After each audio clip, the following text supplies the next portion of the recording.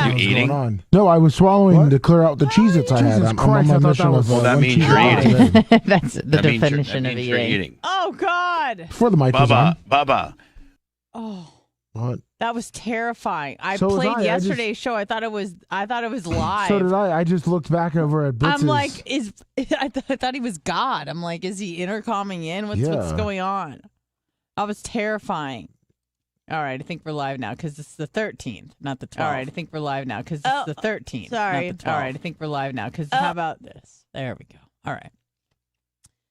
Woo! Welcome to a special edition of Off the Rails. You know, it used to be like this. You and I were kind of the OGs of Off the Rails. Well, yes, because I think it was the sports show. Name. Well, yeah, what's that? Bubba Army for Life, $50 cash, PayPal. What was that show called? In the Showers? In the Shower, yeah. I believe when I started, that was Monday and Friday. Yes. And then I think it was I started Monday, doing Wednesday, Friday. With Seth? Yeah. Okay. I just remember doing, Monday and Fridays with him and you. And then that ended somewhat abruptly. And then I started doing, I think it was Mondays and Fridays. Well, then my show with you. Show, yeah. And then we added the Wednesday, so it was Monday, Wednesday, Friday. Then I got Wednesday taken away. And then I got Mondays taken away. And then, Blitz kind of finagled in there. And now it's just down to once a week. Yeah, because then if you remember, you probably didn't care, but that the sports show then just went straight Sundays at 10. Oh, did you guys come in for that? Yes.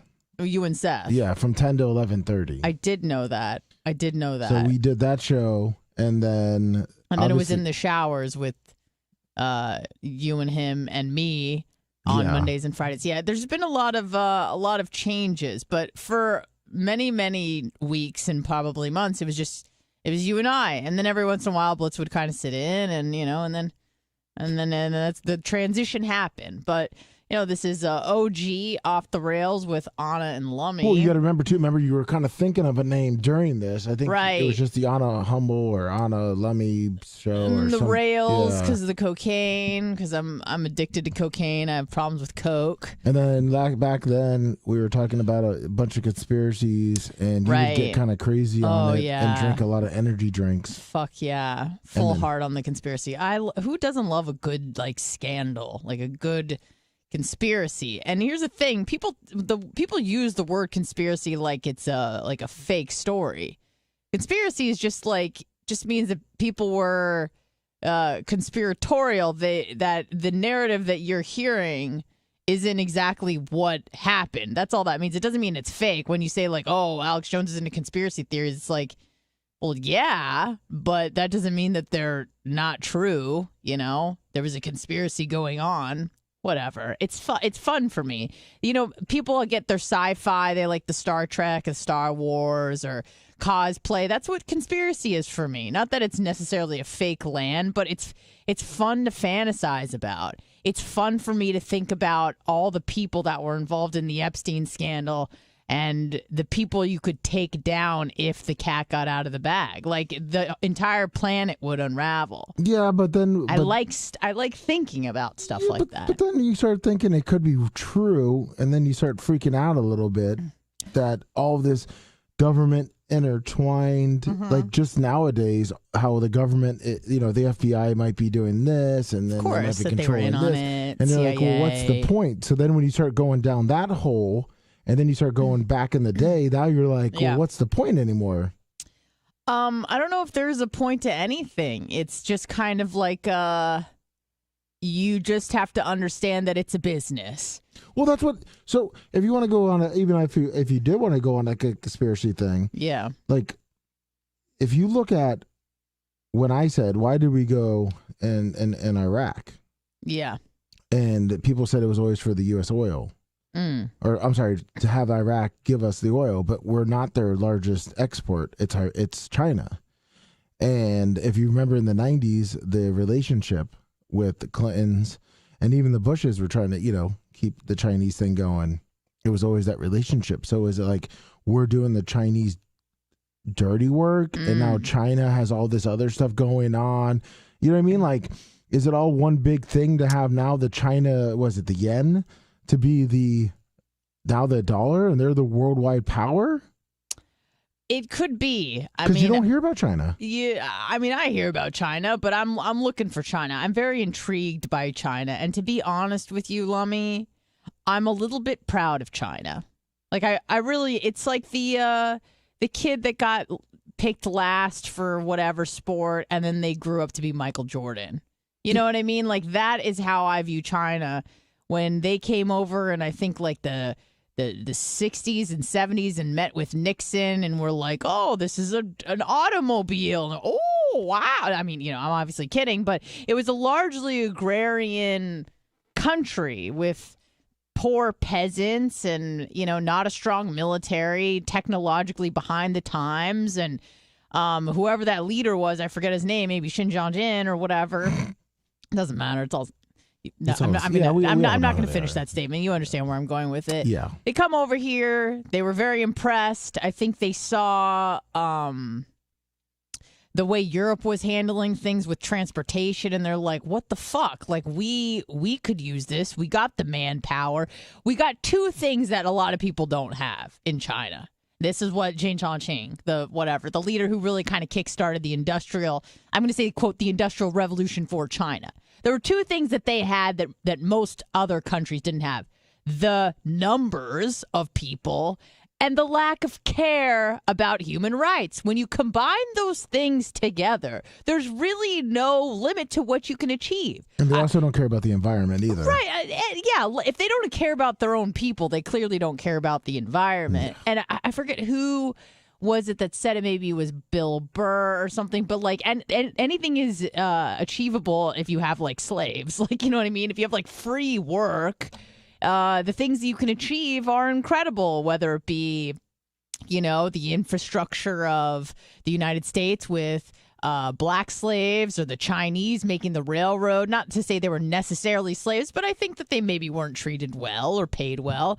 Or you look at even the pyramids built by, you know, they say the Hebrews, but who fucking knows how that goes. I mean, it probably was the Hebrews. Yeah, I mean, if you believe in the Bible. Hebes, of course. I mean, did they build all the pyramids? I don't fucking know. Stonehenge, who knows? But if you have slaves, and you have a lot of slaves, and you don't have to pay the slaves, you know, they get shit done. I've been watching the Roman Empire lately. Big fan of Julius Caesar now. You know, I really feel like we didn't put the guy over as much as we should have. I really didn't know much about him. I knew, like, you know, the fuck Cleopatra thing. I think that was him, right? Or was it Alexander the Great? That was Alexander the Great. You might be right. But I didn't really know much about Julius Caesar. I just, you hear the name, you know, maybe about Brutus, and that's pretty much it. But you didn't realize he was a fucking brilliant general. But you look at the Roman Empire, and this show is like half documentary where they have people weighing in, and half like cinematic production where it's like a movie. But it's a series, obviously. But, you know, you're learning a lot, and that's really how they built the Roman Empire, was they would conquer lands, and those lands, they would take all the resources, including the people, and turn those people into slaves and say, you work for us now or you die. And they would build the aqueducts, or they would build the roads or whatever. And it was like, I mean, at one point, I think at the height of the Roman Empire was, because I'm stupid with dates, by stupid I mean brilliant, but I think it was 117 AD was the height of the Roman Empire. And I think 1 in 5 people on the planet, granted there were far less people on the planet at that time, but nevertheless, 1 in 5 people was part of the Roman Empire. I mean, it expanded, I think, even to Britain and stuff like that. Like, Julius Caesar really took it to the next fucking level. Well, I mean, another European leader that tried to do the same exact thing was Hitler. I've been watching a lot of the documentaries lately, too, about the highways and different things like that. And all the cities, the perfect German cities he wanted to build, and he was trying to start it with, it was in Poland, Warsaw. Mm-hmm. He was trying to just blow it all up and then make Indiana. That perfect city. No, Warsaw, Poland. Yeah. I feel like maybe we should do like a show trip to Warsaw. Indiana.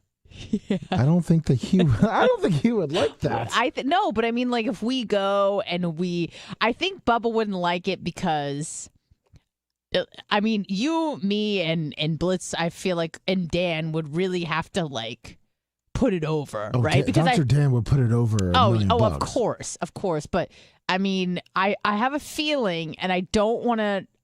I listen, folks. I love Indiana. It's one of my favorite states. Oh, you've been there a that bunch? I've never been to. Oh.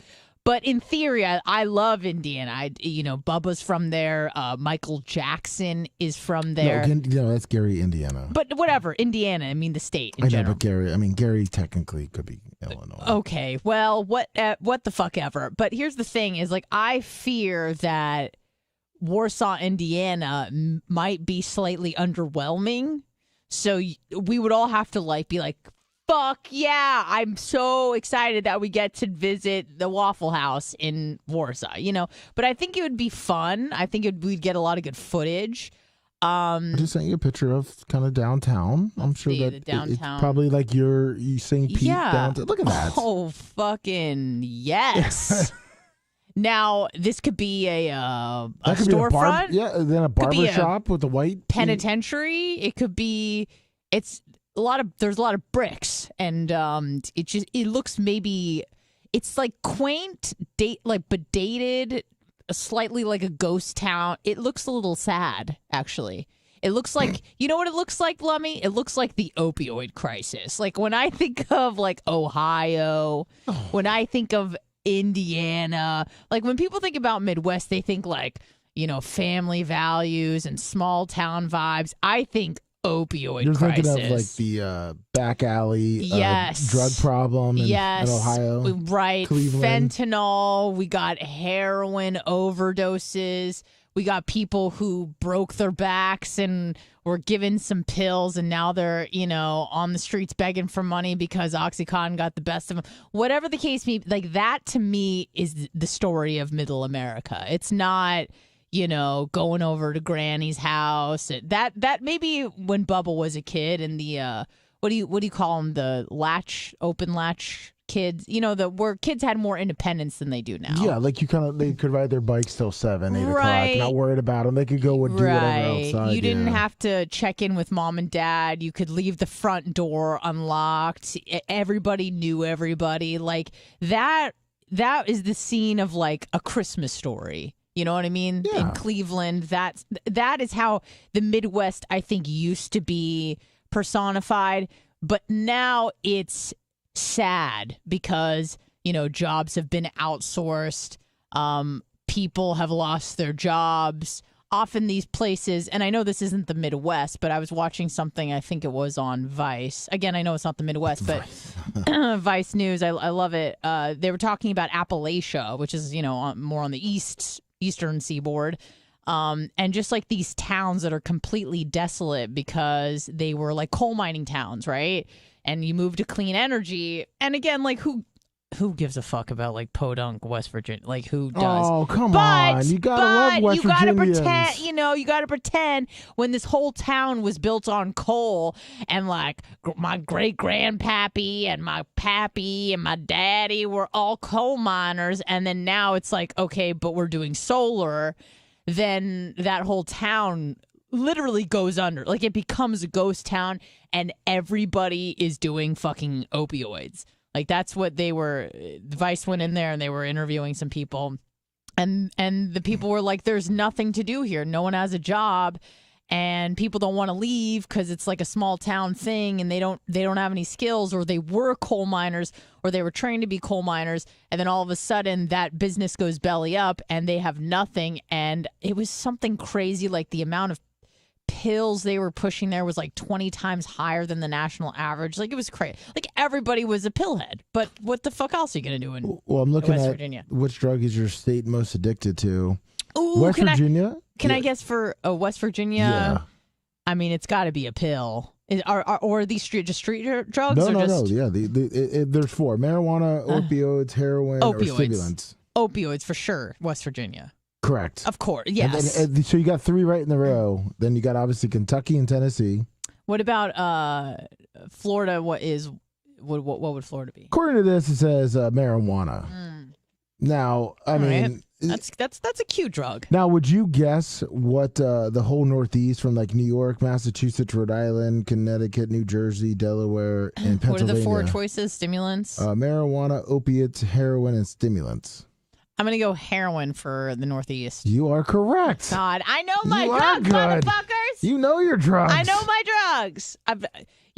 Opioids seem fun. I've used maybe the Xanax to a quarter Xan to go to sleep sometimes, and it really fucking helps. It's not it's not considered a sleep aid Xanax, but what it does is, and I think many people have this similar problem where your body is tired and your mind may even be tired, but that doesn't stop it from racing or thinking about things. And when you're supposed to be resting, suddenly that's the time to start problem solving. It's like, what the fuck? And your mind won't shut up.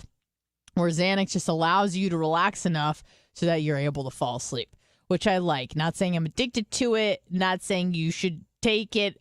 I like it, and I like it a lot. So I see why people may like, and I understand opioids are a different class of drugs, but nevertheless, it's more of like a depressant, a downer. It's not gonna, it relaxes you, and it makes you, I think there's not only the effects of taking away the pain, but also in conjunction with that is a sort of euphoric high that you get. So you feel the pain less because you're high, but also because of the pain numbing narcotic effects. But where was I? Holy fuck. How did we get here? We're talking about Warsaw. We're talking about this. We're talking about conspiracies. Well, you said about if we did go to Indiana with Bubba, we should all take a show trip. How this town, Warsaw, looks like what a opioid, heroin-driven town looks like nowadays. Opioid-ridden, sad town. But you know what? That's not the town that Bubba lived in or remembers. You know what I mean? So give him those memories and don't take them away.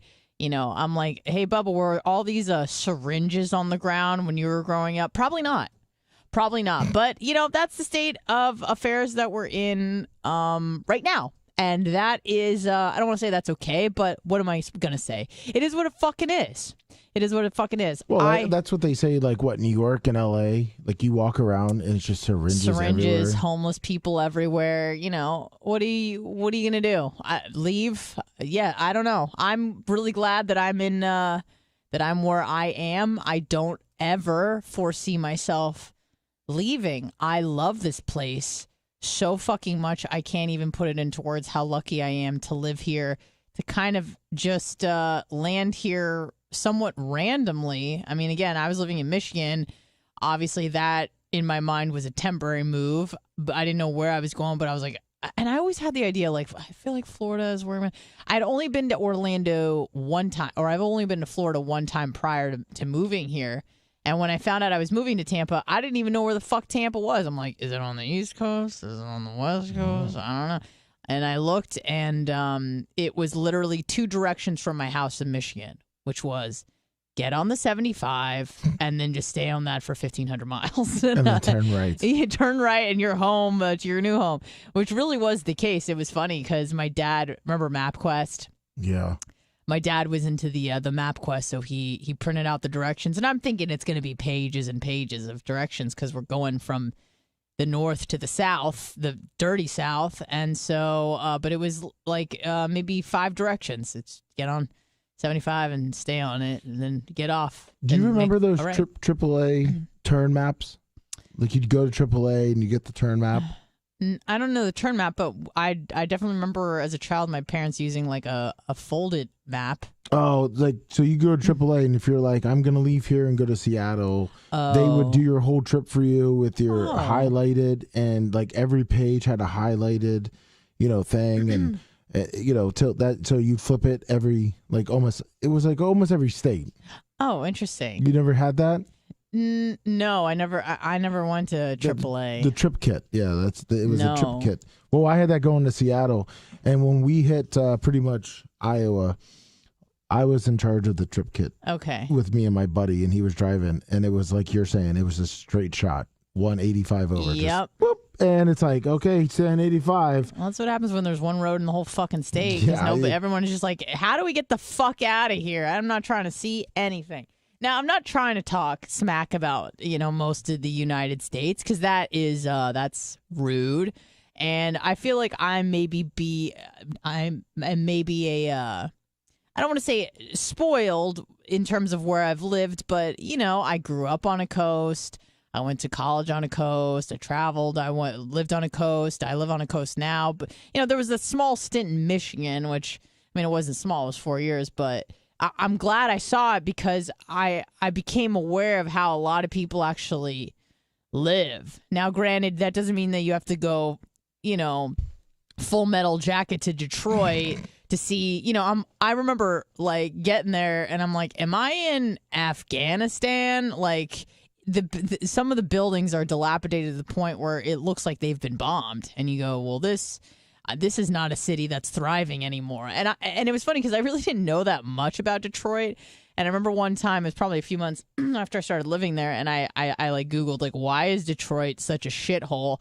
And seriously, and I learned a lot.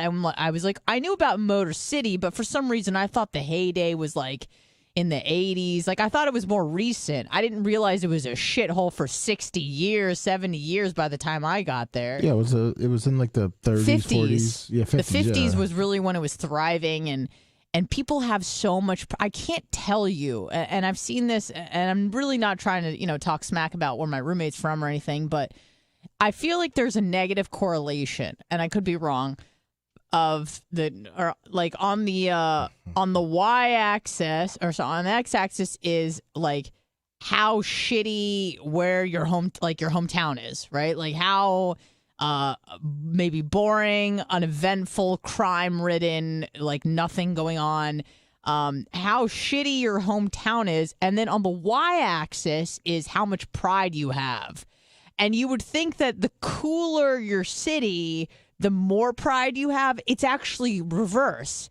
You feel the need to defend your city. Oh, yeah. Jack Doe and 200 stars. So when I was in Detroit, people from there that lived there would talk about, ad nauseum, how horrible it was that this hellscape we were all living in and couldn't escape. Now, I would chime in happily, and then once they found out I was from California, then it was like, hey, shut the fuck up. Like, you can't talk. I'm like, but you just said it sucks. They're like, yeah, but I'm born and bred. And I go, well, yeah, but I don't care because it's bad, And then they're like, why are you here? And I go, good point. I don't fucking know. I should leave. I hate this place and I hate you. No, I just feel like I am here collecting semen.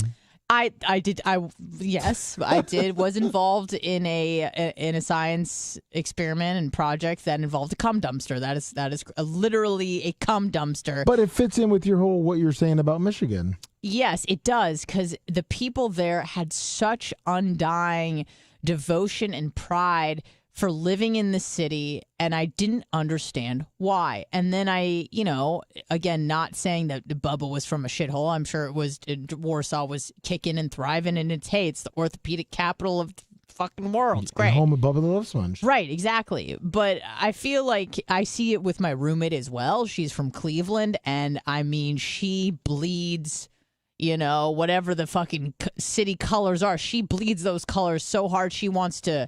It sounds like she may want to return at some point. But Cleveland, you ask anybody who maybe is even from there, they go, the city's got problems. The city has got a few issues with crime, with drugs, with gangs, with everything, infrastructure. Detroit, same situation. But you meet people from these cities, and they rep it with the D on the hat and the D on the back of the pickup truck, and fucking Cleveland and the Cavaliers and the fucking whatever, the Lions. They love that city, but they fucking hate that city. So I didn't understand why, but I feel like there's a sort of defensiveness because people say, hey, your city fucking sucks. No, don't say that, man. They'll fight you. Right, them be fighting words, but those are truthful words. Now, you look at somebody like me, I'm from San Diego. Literally, no one has San Diego pride because there's nothing to defend. People go, you're from San Diego? I fucking love San Diego. Do you go hiking in Torrey Pines? You go to La Jolla, it's fucking beautiful. Pacific Beach, I go, yeah, it's fucking amazing. No one has ever said a shitty word about San Diego. Ergo, you don't feel the need to defend it. Ergo, you have no pride because you're like, yeah, it's an amazing fucking city. It's one of the most beautiful places and one of the best places to raise a family, just to live, the quality of life. Yeah, it happens to be in California, and that's not great. But the real estate, like the actual geography of San Diego, it's amazing. It's Tampa minus the humidity and the hurricanes. When I flew into San Diego multiple times, I thought the downtown was absolutely... I thought it was nice. It was lovely. Isn't it a lovely place? Yeah. The gas lamp, and it's just the right amount of historic sass. But once you get down, what is that, 805 or 5? No, there's the 805, Mexico, and then there's the 5. There's those towns. It gets shitty. Otay, I think it is. Chula Vista. Yeah, Chula Vista. Yeah. That's where then you go, holy shit. Yeah, I mean... But you lump that into San Diego a little bit if you go south. Yeah, I mean, that's... No, there's bad parts of any, Oh, no, I'm not saying metropolis area. It almost feels like Mexico did jump up they did. There. They did. I did go to Walmart down. I did go to a Walmart in Chula Vista. Yeah.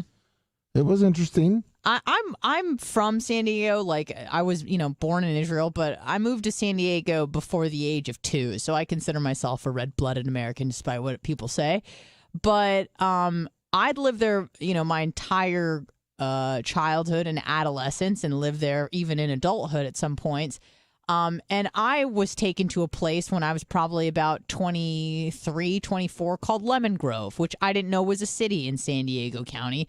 And that place was ghetto as fuck. And I was like, what the hell? Like, I remember I wanted to go to a strip club because there was a point in time in my life, Lummy, where I didn't want the party to stop. Oh. The club would close at 2, 3, but, a hum sauce wasn't ready for the night to be over because she took drugs.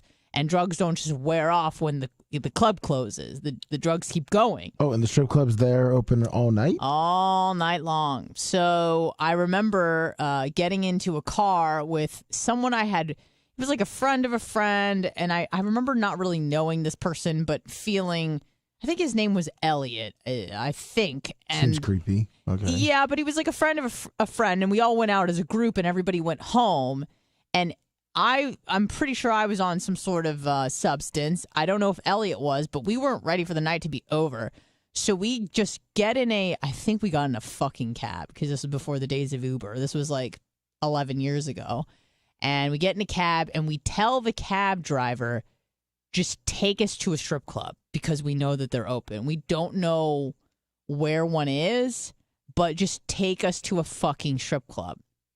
So the driver... He was like he could have been from Colombia, could have been from Pakistan, I don't remember. But he was brown and he had an accent. And he's like, yeah, no problem. And we're like, great. And we get out gringos, we went to a city called Lemon Grove, which I'd never heard of. I go, what's a Lemon Grove? He's a city in San Diego. I've never fucking heard of this place. And then when I got out of the car, I understood why. I said, oh, we went to a place. I remember, Lummy, even though I was super fucked up, it was called Little Darlings. Yep, but it's still open. And when we went in, guess what? The girls were not.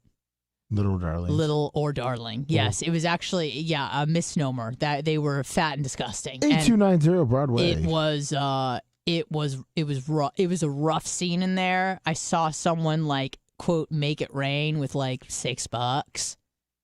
And like just like single dollar bills. They're like, woo! And I'm like, I think that was sick. It's like, Elliot, that guy just, quote, made it rain with like $6. Well, this is really sad. If you want a VIP one-time admission to Little Darlings now, it's $19. Fuck yeah. It's admission, one premium drink, and a 2-for-1 couch dance. I remember going to the bathroom, and the bathrooms for the clientele, for the patrons, and the bathroom / dressing room for the strippers was the same bathroom. So I go in the bathroom and there's like, it's like a dress rehearsal for a dance recital, except the costumes were, a thong or something. This is thousands of beautiful girls and 3 ugly ones. Oh, wow. Were you there on the 3 ugly ones? I think I went on ugly night. but there was just glitter everywhere. And I just remember just the most heinous women were taking the stage. But guess what? Me and Elliot had the best fucking time. We were just laughing till we cried. We're like, what universe is this? And I remember walking out of the club. It was probably like 6 in the morning. It was when day was breaking. No, we did not make it rain. I definitely like tipped them as generously as any 23-year-old broke ass, out of college 1-year kid could. But I did it tastefully and respectfully. And because I was still pretty new to the strip club game, I would ask if I could touch them, which, they would be almost give you like a silly, I'm like, can I put this in your G-string? Because I feel weird touching people without asking for their permission. So that was an interesting night. How many rolls did these ladies have, and were you confused on where to put the dollar bill? Yes to everything. I remember one girl got on stage, and there was a song that I was like, I didn't know if this was an original or something, but it just, I remember it just went like, I'ma suck yo dick. I'ma suck yo dick. And I feel like if Shazam existed, I tried to Shazam it. Like, I'm like, this is a banger. I need this song on my iPod. But it was an interesting night with interesting people. One I'll never forget. And to be honest with you, I don't even think I ever saw that kid Elliot ever again. Really? Yeah, we went back to our friend's house because we were all staying at the same place. And I think they were like getting up to start their day, or like they heard us coming in and they were drinking coffee, and they go, "Are you guys just getting home?" And we're like, "Yeah." I'm like, "We went to Little Darlings in Lemon Grove." And they're like, "What the fuck?" And I go, "Yeah, it was a night. It was crazy." Now, did you think like at that time it gave you more street cred around the college? Like, yeah, I went to Lemon Grove. I mean, I was out of college at that point, but I was all about adventures, and still am, but like to an unhealthy degree where I would get myself in some pickles sometimes because I just liked the spontaneity of doing stuff that was like borderline dangerous. Like maybe, like I know a Blitz likes to drive fast and Bubba's into racing and you're into, other risky behavior, whatever the fucking, everyone's got their stuff. You like to go fast in cars. I'm not really a ride person, a fast car type person, but I would enjoy getting myself into situations where, I guess there was a little bit of risk involved, whether it be like you meet people and then, because oftentimes you meet people and that person knows someone and then you end up in like a fucking penthouse. And it wasn't like a situation with Hugh Hefner where I had to fuck a bunch of people or I was raped or anything. Thankfully, that didn't happen. But it would be, hey, let's go on an adventure. And I'd go with my girlfriends, and you especially if it's just one or two or, 2 or 3 of you, it's easy to get into clubs. And then from there, someone knows somebody. You end up at these cool house parties or whatever the case may be. Those were, not that I would suggest or recommend those types of nights to anybody or any smart person, especially a woman, because it's dangerous. But to be honest with you, when the nights went well, those were some of my favorite nights I ever had going out, were just the adventures you had and the people you met along the way. Isn't that when you got on the back of that motorcycle too? Oh God, that was the dumbest thing I've ever done in my life. That was a crotch rocket too, wasn't it? I don't know. It was a motorcycle, but that was in Miami when I came down for I was in grad school and there was a big conference in Miami, and when it was just, that was probably the dumbest shit. Like, even though that was a great night, I honestly don't even think it was worth it because I'm like, I could have been murdered. And the way I isolated myself, the way I had lost my phone and didn't have contact with anybody, just some dumb fucking shit. And then to go up to the guy that I was getting the motorcycle ride from and say, just fucking drunk, "Hey, I know I really want to go on this motorcycle ride. My friend doesn't because she's trying to fuck that El Salvadorian guy. So I don't have literally, she wanted to fuck a guy from El Salvador that was maybe 115 pounds soaking wet." I'm like, okay, so he can salsa dance. Who cares? But that wasn't my cup of tea. It's the moves, man. I guess so. So she wanted to fuck Miguel or whatever. And I was talking to these like Cuban Jews who knew what was going on. And I was trying to convince her to go on a motorcycle ride with me She refused, so I was left to my own devices, and I wanted to go on this motorcycle ride so bad because this guy's like, I'll show you the city. He probably would have maybe showed me my grave, too, but thankfully he did not. But I went up to him after my friend decided she didn't want to go, and I said, hey, I really want to go on this ride, like badly. I am a fiend for an adventure and a good time. But I need to make sure that I'm safe.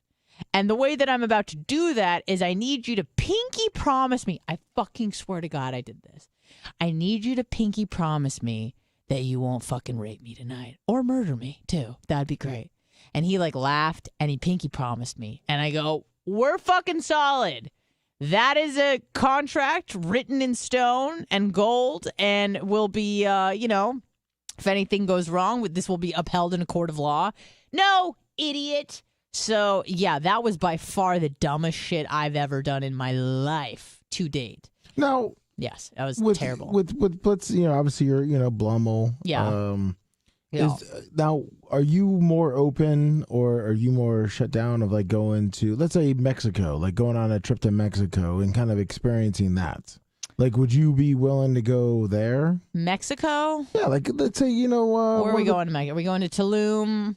Or are we going to, Let's say you go down to San Diego. We're going to go visit the Sinaloa cartel in Tijuana. No, like, okay, well, I was going to say you go home to San Diego, your pops is there, then you guys decide we're going to drive down to, let's say, Ensenada. So you're going to drive through. Like Would Baja. you be open to that? Yeah, the Baja area. Probably not. Probably not. Blitz is a tough guy, and he's got, he knows how to work a gun and all that. Technically, you can't bring a gun into Mexico. Can't bring a gun into Mexico, number one. Number two, if it's Blitz versus the cartel, I'm going to have my money on the cartel, probably. They probably, how to know how to handle the war-type tactics, maybe a little bit better. They have a little bit more practice. So, no, I have really no desire to go to any parts of Mexico that aren't heavy tourist areas, which is not what I like to do. I don't like to go to really touristy shit, but I would just feel safer. Well, I was going to say, that's why in like Mexico, because obviously the off-tour sites are where you actually do want to go because it has so much history. Of course, and that's what I would love to go, but I'm afraid for my life, Lummy. Afraid for my life. Yeah, no, I don't fuck with cartels. That's not fun for me. I'm not about to do any sort of drugs from people overseas because you don't have any rights there and no one can really protect you there. So no, I won't be doing any of that. But we are going to Denver. So that is a big adventure, a big risk, big cartel of no, there's not. It's a very safe place for the most part, I think. How many vacations have you taken with, like, if you don't mind me asking, a significant other? With a significant other? Yeah. You don't have to. I mean, No. I'm trying to think because they've been so infrequent. I would say if you were going to a wedding across the country, does that count as a quote vacation? Yeah. Okay. Then I guess this would be like the second or third. Okay, so a nice big step for Blummel. Yeah, this is a big step for Blummel. Yeah, this is a big step. Went to a wedding with the ex. I don't know if that again counts as a vacation, but I guess it does because we stayed in a Airbnb that I organized, and it was it was in Sacramento. And I didn't know there were really any ghetto parts of Sacramento, but apparently that's where I booked the Airbnb because I'm a Jew. And they even had what do you call it? Like a door jam. Oh. Like we walked in and I'm like, what's this little stick? And he's like, that's to jam the door because we're in the ghetto. And I went, oh, shit. Someone almost stole my luggage. Like I walked away from it for a second in broad daylight. Like it was like 2 p.m. and I was like looking at a sign. And some guy like came creeping up on my bag, and my ex was like, "Get the fuck! What the fuck?" And this guy like runs away. He's like, "Your bag was almost stolen." I'm like, "How did this happen? Like, we're in the Capitol. It's supposed to be nice." Well, I mean, most. Then someone got and then you saw them all shot up and shit. Yeah, well, wow. Not when I was there, but that's right where I was in Sacramento, where that that shooting was. Was it last week? Was it last month? That last year? I don't know. Time is weird.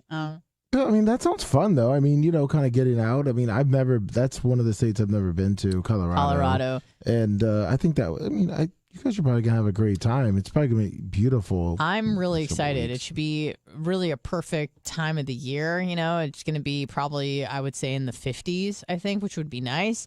It's crazy because my roommate from college, one of them is coming out for a wedding that we have in less than 2 weeks. And I barely see her. I mean, I've seen her maybe like 4 times since we've graduated college 12 years ago. Is this the one you saw? Have sex? Yeah. Yes. Okay. So she's going to be in attendance at this wedding that I'm going to in less than 2 weeks. And then 2 weeks after that, I'm going to Denver, which is where she lives. And we're meeting up again. So I don't see her for, 4 years. And then now I see her twice in 2 weeks. So it's pretty cool. A little couples thing, maybe? Does she have a husband, boyfriend? She has a boyfriend. Oh, nice. She has a boyfriend. And I was telling Reagan about this the other day. This particular friend, we'll call her Karen. She has had historically like horrible luck with men, but never gives up on love, which is inspiring. And I remember her telling me the last time I saw her, all the shit she had been through with multiple guys cheating on her. She moves in with them. I mean, like she went to grad school in Arizona and then moves to Denver with a guy for him and with him and lives with him. And then he breaks up with her, I think maybe a month after they moved to Denver. Is she attractive? She is. She's cute. She's like more of a, she's cute. I mean, I wouldn't say that she's like super hot, but she's very like pretty and cute. She's not like a very like sexual sort of, she's like, she was in your league like 2 months ago. What do you mean? My league? Yeah. Like, somewhat cute and not sexual. No, but she is like, she has a lot of sex. That's not what I'm saying. But she just doesn't dress very risque. She doesn't put the top. She's probably smaller chested, much like myself. But she's more of the cute variety of person, like someone that you imagine, like a cute girl that lives in Portland, Oregon. With the beanies and the fucking scarves. Kind of the hippie kind of looking nowadays. Granola eating. Yes. Yeah, sweater, like a mustard sweater, with it's like really fuzzy and it's maybe there's like a hole in it, but it's like supposed to be there sort of shit. Yeah. Listens to indie pop, But just really loves to have sex and get clingy. Loves Third Eye Blind. Like that's the girl, okay? Like shorter dark hair with the beanie.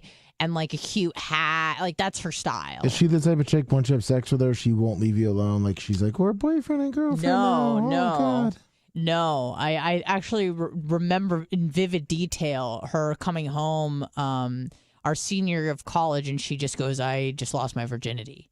And not that we were friends because of that, but we had that in common because we were both kind of, I don't want to say prudish, but we were behind the 8 ball when it came to sex. And I go, you just lost your virginity? And she's like, yeah, I just wanted to get it over with. So I just told this guy, take my virginity. And then wanted nothing to do with him, but just wanted that to be out of the way, sort of a thing.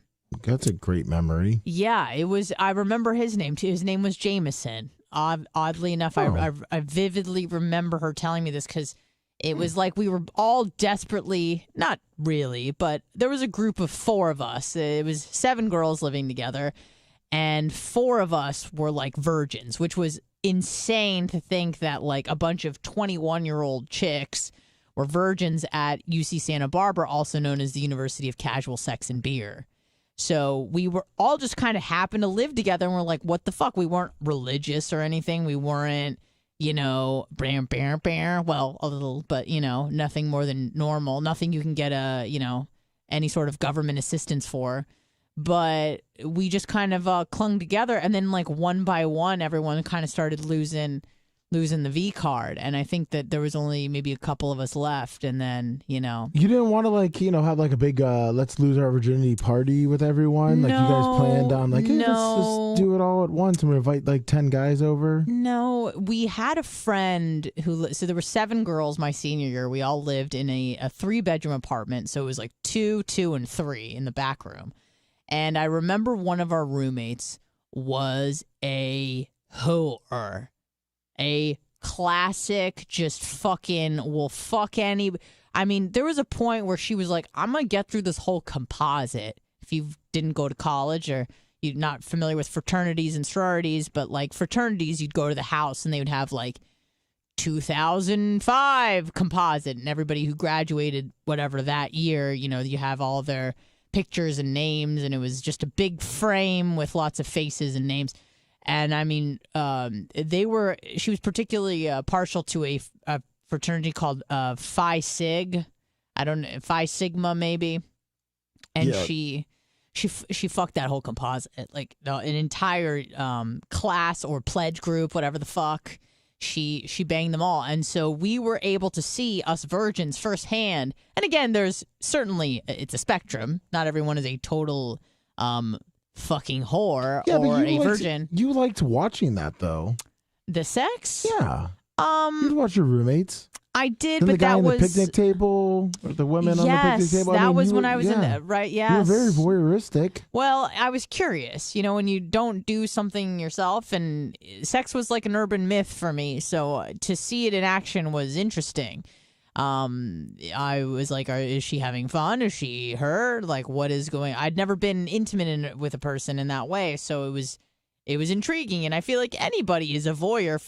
If not that I'm looking for people to have sex in front of me, but if they are, I'm not going to turn my head. I'm going to kind of peek and see what's going on. But yeah, so I remember just the way that my whore friend would be treated by men, and it was frightening. It was frightening. Not that she was raped or anything like that, but just how dismissive guys were about her.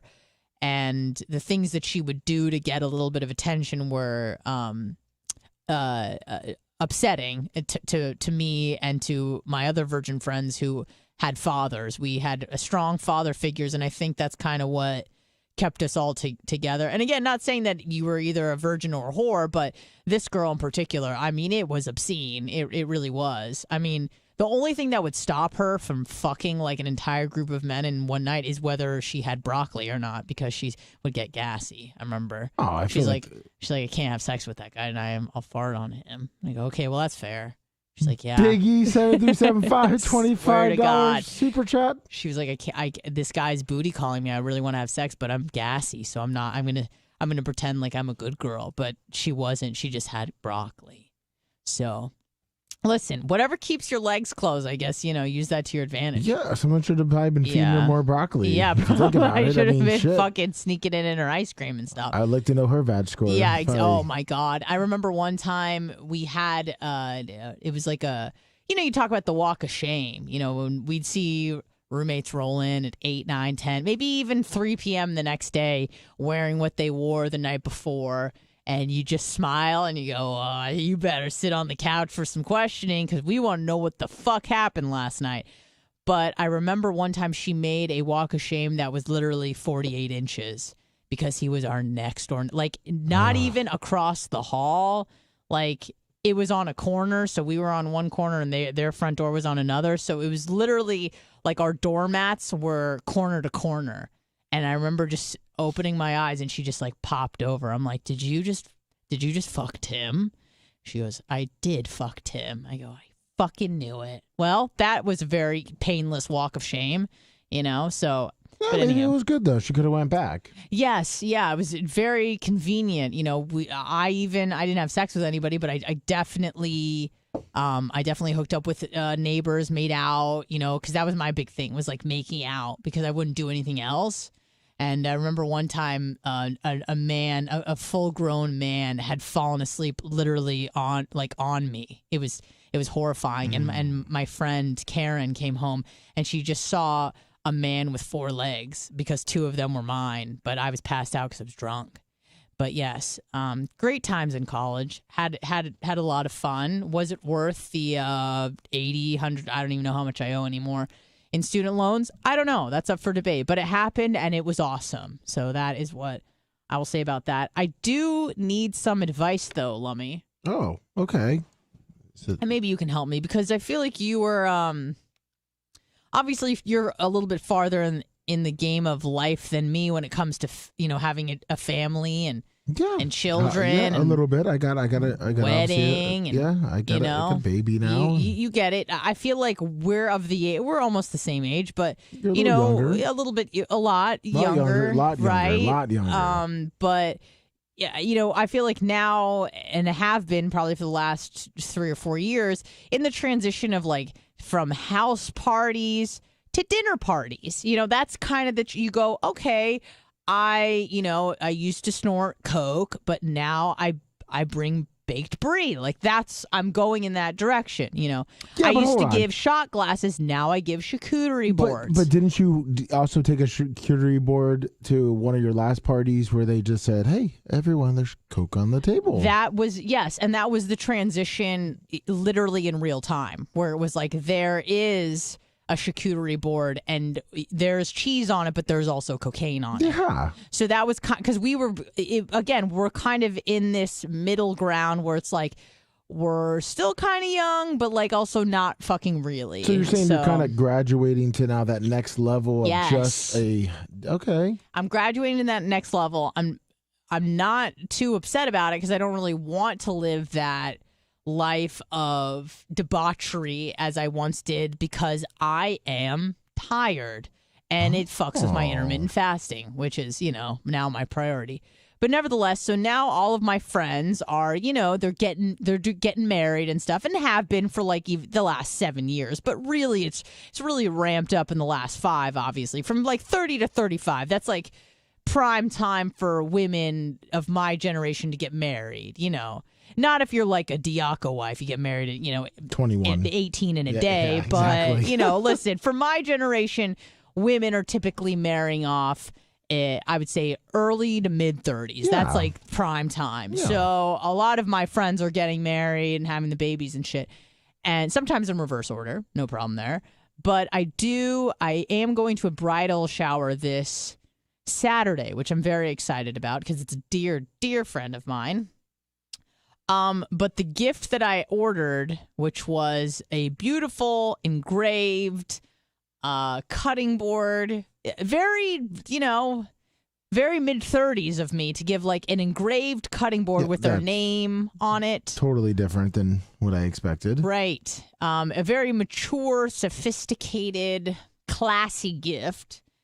I ordered it, and all of a sudden, I got a notification that it was, quote, undeliverable. Oh. And they're sending it back to the sender. It's going to be hard to find another couple with those exact names and the same date for the wedding.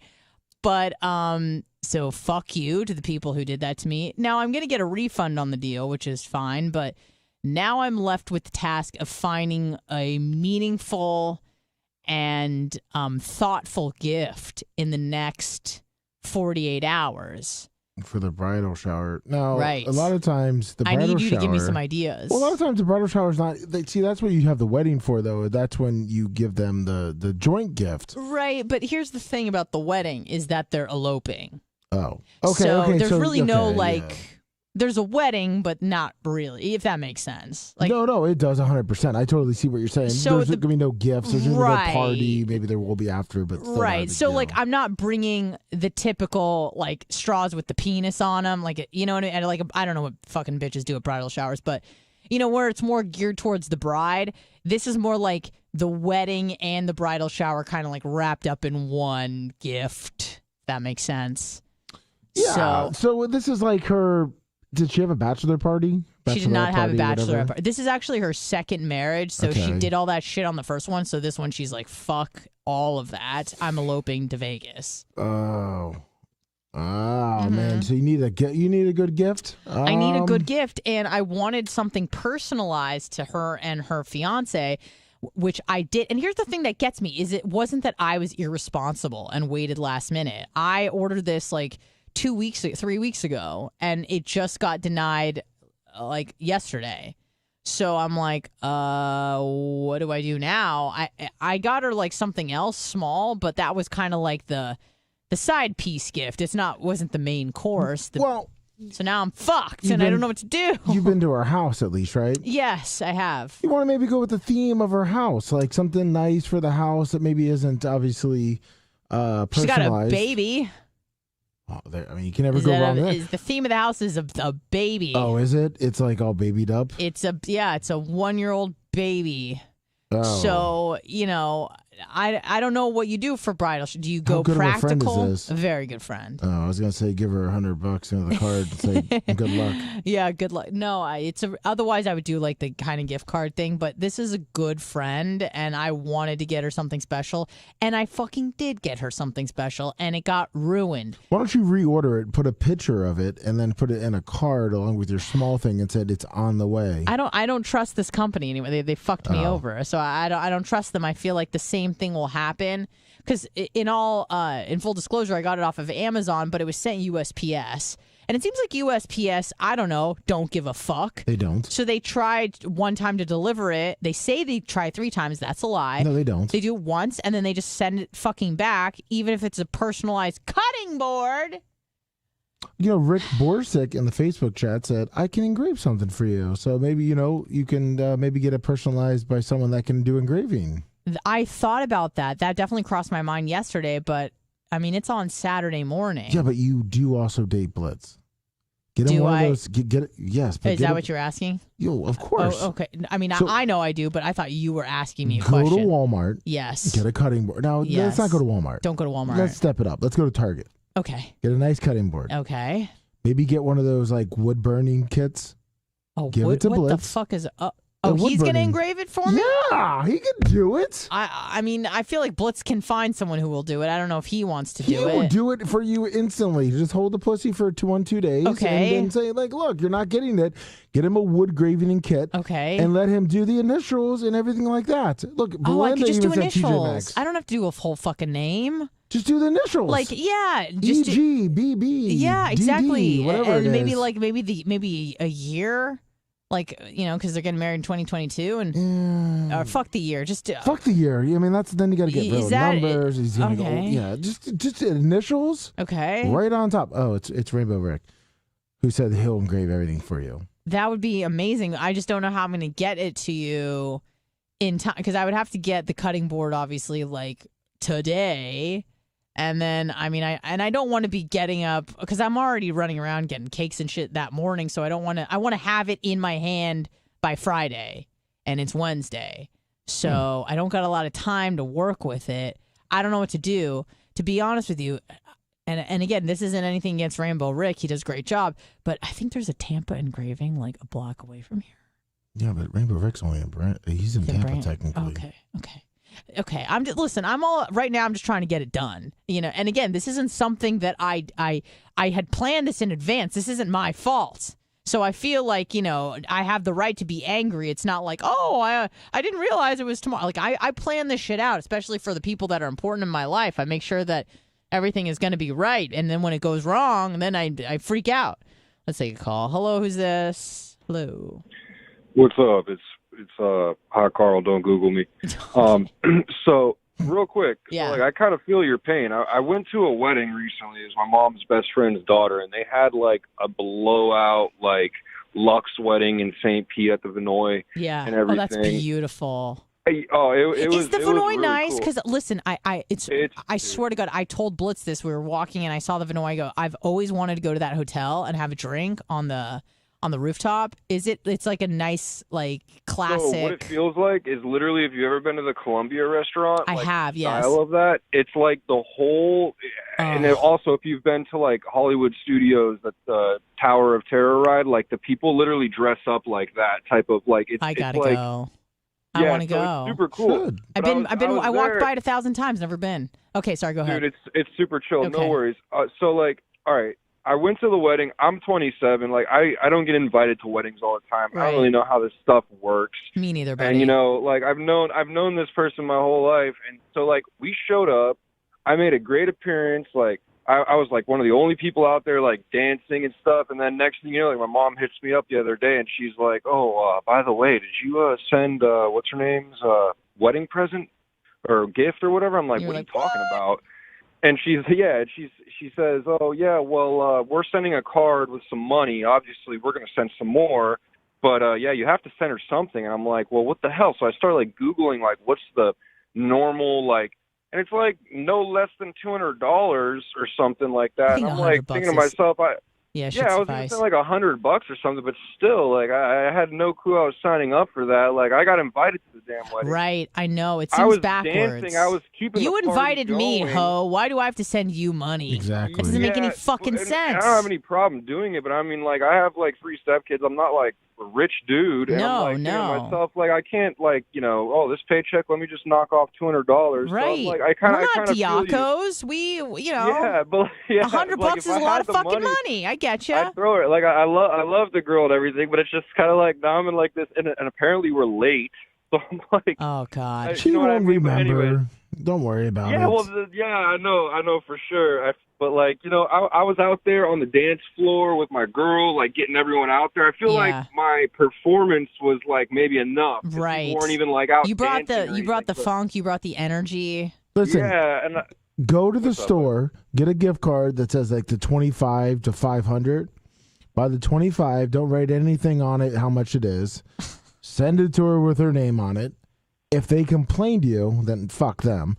But if, it ever does come up, you say, fuck, man, I put like $200 on there, man. The person at the Walmart fucked it up, man. That's bullshit. It was supposed to be for $250. Yeah. They only did $25. They forgot the zero. Oh, what are they going to do? Oh, yeah, you're such a dick. Yeah. I'm telling you. Lummy, you're the man, dude. That was genius. some solid stuff right there. All right, y'all, take it easy. Take it easy. Bye-bye. Sometimes, if it was 25, or just have like your finger slips on the 250, and then it'd be like, fucking Walmart messed it up. You know what? I said 250, it says 25. That's bullshit.